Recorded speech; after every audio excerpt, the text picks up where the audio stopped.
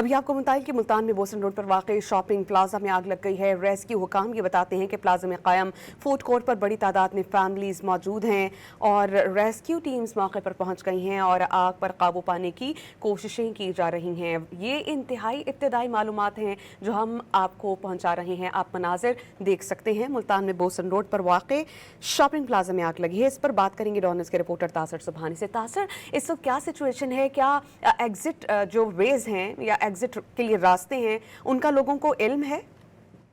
जी बिल्कुल, मैं आपको बताऊं कि ये बोसन रोड पर एक प्लाजा है, निजी प्लाजा, जो कि इसमें 8 से 10 मंजिला इसमें इमारतें हैं। और इस वक्त जब बड़ी तादाद में लोग, क्योंकि ईद के रोज पर फैमिलियों के साथ यहाँ पर आए हुए थे और यहाँ पर एक फूड कोर्ट था जिसके अंदर जो है वो बताया जा रहा है कि आग लगी है। अब तक रेस्क्यू की जानिब से ये कंफर्म नहीं हो सका कि ये आग सिलेंडर धमाके से लगी है या किसी शॉर्ट सर्किट के बाद, जिसके बाद जो है वो यहाँ पर भगदड़ मच गई। बड़ी तादाद में फैमिलियां, बच्चे यहाँ पर तीसरे फ्लोर पर मौजूद थे और वहां से उन्होंने जो है वो भागने की भी कोशिश की। ये वीडियो में भी देखा जा सकता है कि चीखों पुकार की आवाजें भी वहां पर आ रही थी, जिसके बाद जो है रेस्क्यू टीमें मौके पर पहुंच चुकी हैं और रेस्क्यू के मुताबिक अब आग पर जो है वो एक्टिव जो फायर थी उस पर काबू पा लिया गया है, जबकि कूलिंग का अमल जारी है और इस वक्त पूरे प्लाजे के अंदर धुआं छाया हुआ है। अब तक किसी भी किस्म की जानी नुकसान की जो है वो इतलात मसूल नहीं हुई। रेस्क्यू के मुताबिक जैसे ये धुआं खत्म होगा और ये कूलिंग का प्रोसेस खत्म होगा, उसके बाद जो है वो मजीद